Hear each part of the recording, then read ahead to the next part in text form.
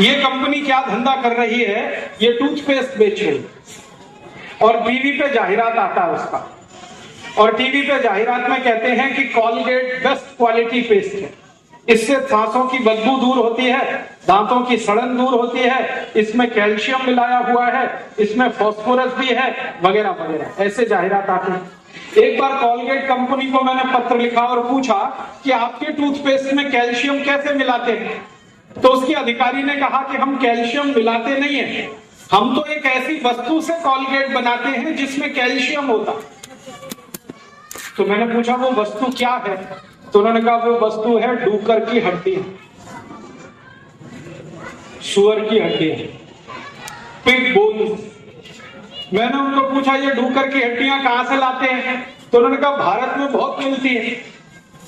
कहां मिलती है? तब उस कंपनी ने बताया कि भारत में 3600 कसाई खाने चलते हैं जहां दर रोज 14,000 डूकर कटते हैं, इनका मांस उत्पन्न होता है, उसको बाजार में एक कंपनी खरीदी करती है, और जो कंपनी डूकर का मांस खरीदी करती है उसका नाम है मैकडोनाल्ड, और वो डूकर के मांस से बनाती है पिज़्ज़ा, उससे बनता है बर्गर, फिर बनता है हॉट डॉग, फिर बनता है कोल्ड डॉग, और पढ़े लिखे इडियट क्लास के लोग इसको गफर गफर खाते हैं, डूकर के मांस का पिज़्ज़ा, बर्गर, हॉट डॉग।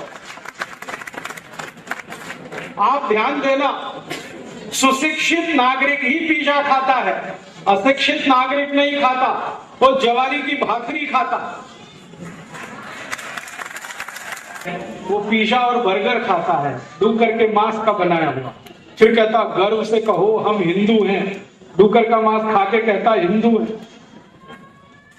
और ये जो डूकर का मांस है ना जिससे पिज़्ज़ा बर्गर बनता है, इस डूकर के मांस में से तेल निकाला जाता है जिसको पिग टैलो कहते हैं, उस तेल से मैगी बनती है, मैगी।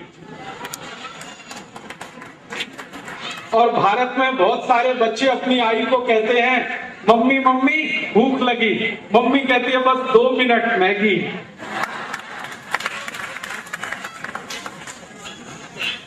तो मैगी बनती है, पिज़्ज़ा बर्गर बनता है, मांस बिक जाता है, उसकी हड्डियां क्या कहाँ जाती हैं? हड्डियों को कॉलगेट कंपनी खरीदती है, हड्डियों को सूर्य प्रकाश में सुखाया जाता है, फिर मशीन में डालकर पाउडर बनाया जाता है, फिर उस पाउडर से कॉलगेट बनता है, उससे है, फिर कहते हैं सांस की बदबू दूर हो गई है। कई लोगों को मैंने देखा है उपवास करते हैं, 10-10 दिन का उपवास करते हैं, गणपति उत्सव में 10 दिन उपवास करते हैं, पानी भी नहीं पीते, लेकिन सवेरे ही सवेरे डूकर की हड्डियों का पाउडर घिस लेते हैं। ऐसा हो रहा है हमारे देश। तो आपको मेरी दूसरी विनती है कि आप ये कॉलगेट नहीं लगाना, तो आप बोलेंगे कॉलगेट की जगह कौन सा पेस्ट लगाना, कॉलगेट की जगह आप बोलेंगे पेप्सोडेंट लगाना। क्या पेप्सोडेंट बनता है भैंस की हड्डियों से, मछली की हड्डियों से।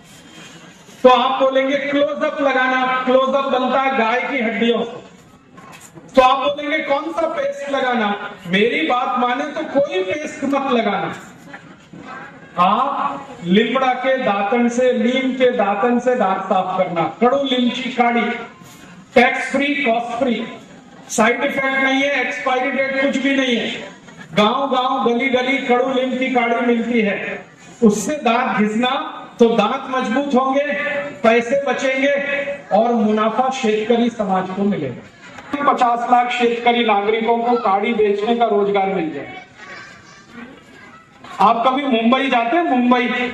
मुंबई के सभी रेलवे स्टेशन में कड़ू नीम की काढ़ी मिलती है, 1 रुपए की 2 रुपए की 3, दादर में मिलती है, घाटकोपर में मिलती है, कहीं भी मिलती है, मुंबई बीटी में मिलती है, चर्च गेट में मिलती है। अब मुंबई में मिलती है तो कलम्बोली में भी मिल सकती है।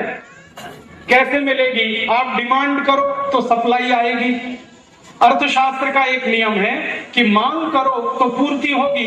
आप कड़ू नीम की काढ़ी चाहिए चाहिए चाहिए ऐसा बोलोगे तो कोई ना कोई लाके बेचेगा, तो किसी न किसी शेतकरी बांधव को रोजगारी मिलेगी। और एक फायदा क्या होगा, कड़ू नीम की काढ़ी करेंगे तो पहले चबाना पड़ता है, उसमें से रस निकलेगा। कड़ू नीम का रस अगर आपने थोड़ा भी पी लिया तो जीवन पर्यंत कभी डायबिटीज नाम का रोग नहीं होगा। गुड़ी पड़वा 1 जनवरी नहीं है, गुड़ी पड़वा है, याद रखना इसको। 1 जनवरी क्रिश्चियन लोगों का नया वर्ष है, हम हिंदुस्तानियों का नया वर्ष है गुड़ी पड़वा। अच्छा, गुड़ी पड़वा के दिन प्रसाद बनाते हैं कि नहीं? उसमें कड़ू नीम का पान क्यों डालते हैं? डालते हैं कि नहीं? बिना कड़ू नीम के पान के प्रसाद नहीं बनता। क्यों? पुणे में एक बहुत पुराने वैद्य हैं, आयुर्वेदिक चिकित्सक वैद्य, नाड़ी परीक्षण उनका बहुत अच्छा है। उनका नाम है वैद्य खड़ी वाले, सुना है कभी? जरूर उनके पास जाओ। 85 वर्ष की उम्र है, ज्ञान बहुत है उनको आयुर्वेद का। मैं अक्सर उनके पास जाता हूं। तो एक बार मैंने उनसे ये प्रश्न किया कि अपने देश में नया वर्ष आता है, गुड़ी पड़वा को हम उस दिन प्रसाद बनाते हैं, तो कड़ू नीम का पान क्यों डालते? तुलसी का पान क्यों नहीं डालते? कोतंबीर का पान क्यों नहीं डाल देते? हाँ, वो भी तो पान है ना, कड़ू नीम का ही क्यों डालते? तब वैद्य खड़ी वाले ने कहा कि कड़ू नीम जो है एंटी वायरल है, एंटी बैक्टीरियल है, एंटी इंफ्लेमेटरी है, एंटी पायरेटिक है, एंटी फंगल है। 5 गुण है कड़ू नीम में। वो किसी भी वायरस को मार सकता है, किसी भी बैक्टीरिया को मार सकता है और शरीर को 5 गुण से संपन्न बना देता है। और जिस दिन हम कड़ू नीम का प्रसाद खाएंगे तो अगले 1 वर्ष तक निरोगी होने की शक्यता है। इसलिए हम कड़ू नीम का प्रसाद, वो शेतकरी के काम आएगी, क्योंकि कड़ू नीम की निम्बोड़ी को चटनी बना के गर्म पानी में मिलाकर अगर किसी भी पीक पर स्प्रे कर दें तो सब जंतु का नाश कर देती है। तो जंतुनाशक है, तो फोकट का जंतुनाशक हम बनाएंगे शेतकरी के लिए, मुफ्त का मिलेगा दातन और मिलेगी ऑक्सीजन। और कड़ू नीम एक ऐसा झाड़ है जिसको पानी नहीं लगता, बिना पानी के ही हो जाता। तो लगाइए, एक झाड़ तो लगा दीजिए मरने से पहले, इतना तो देश के लिए करिए। और आप लगाएंगे झाड़, करेंगे दातन, तो बहुत अच्छा होगा। मैंने तो मेरे जीवन में एक संकल्प लिया है, आप भी ले लो। मैं किसी के घर में जाता हूं, विवाह समारोह में, लग्न प्रसंग में, तो कभी भी कवर में रख के रुपए नहीं देता किसी। क्यों? मुझे नहीं मालूम कि मेरे रुपए से उसने दारू पिया तो, सिनेमा देखा तो, गुटखा खाया, तंबाकू खाया तो मैं रुपए नहीं रख देता कभी भी कवर में। तो क्या देता हूं मैं? उसको कड़ू नीम का झाड़ दे के आता, और लग्न प्रसंग में डबल दे के आता हूं, एक पति को एक पत्नी को। तो झाड़ तो खा तो नहीं सकते, झक मार के लगाना ही पड़ता है।